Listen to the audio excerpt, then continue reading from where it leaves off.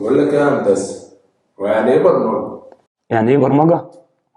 لا ده انت تقعد بقى وتجيب كوباية الشاي الجميلة وتركز معايا. بص يا معلم، ايه هي البرمجة او يعني ايه برمجة؟ ده سؤال بتسأله لنفسك لو انت ما اتعلمتش برمجة قبل كده او لو ما كتبتش كود قبل كده. فبتبتدي تسأل نفسك ايه هي البرمجة. البرمجة باختصار وببساطة هو انك تتكلم الكمبيوتر بتاعك عشان يحل لك مشاكلك، بتعتبر الكمبيوتر بتاعك ده اكنه مصباح علاء الدين. اطلب واتمنى. بس بشرط، لازم تكلمه باللغه اللي هو يفهمها. هو الكمبيوتر بيفهم لغه؟ اه يا معلم، الكمبيوتر بيفهم لغه عادي. انت لو نزلت اسكندريه بتتكلم مع الاسكندريه بلغتهم، نزلت دمياط بتتكلم مع الدمياطه بلغتهم، مع الفيومي فيومي ومع الفكهاني منجاوي. الكمبيوتر كمان ليه لغه، وهو انك تكتب كود او بروجرام. ولازم نخلي بالنا من نقطتين مهمين قوي لما نقول برمجه. اول حاجه، الكمبيوتر من غير بروجرامر ملوش فايده، مجرد بس بينفذ الاوامر اللي بيقبلها منك. تاني حاجه، حل المشاكل.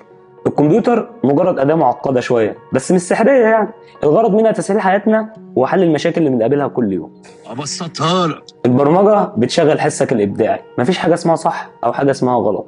انت عندك اوبشنز وانت بتختار احسن اختيار فيه. في طرق ممكن تكون احسن من طرق تانية، بس ده مش معناه ان الطرق التانية غلط. لا يا معلم، من خلال السكيلز والاكسبيرينس تقدر تصمم برنامج يحل عدد كبير جدا من المشكلات. وكمبرمج ممكن تسرح انت وخيالك بقى وتشغل ابداعك في حل المشكله.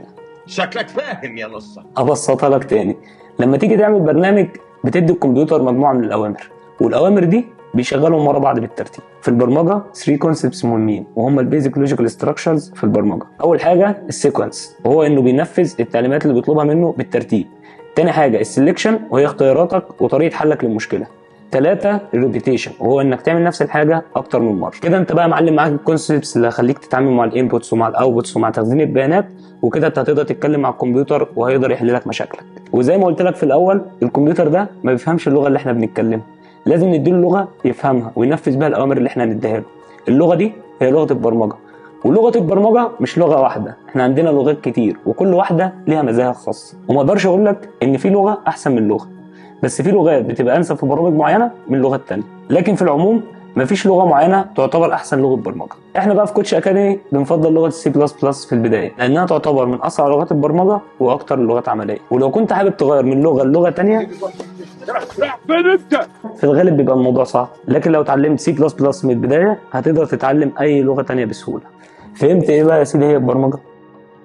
وبكده بقى يا معلم، لو انت عايز تتعلم برمجه وتاخد خطوه صح تعالى لنا كوتش اكاديمي. ولو عجبك الفيديو ده اعمل لايك وشير وسبسكرايب. ولو عندك اي اسئله او عايزنا نتكلم في موضوع معين ممكن تكتبها لنا تحت في الكومنتس. بس كده، سلام.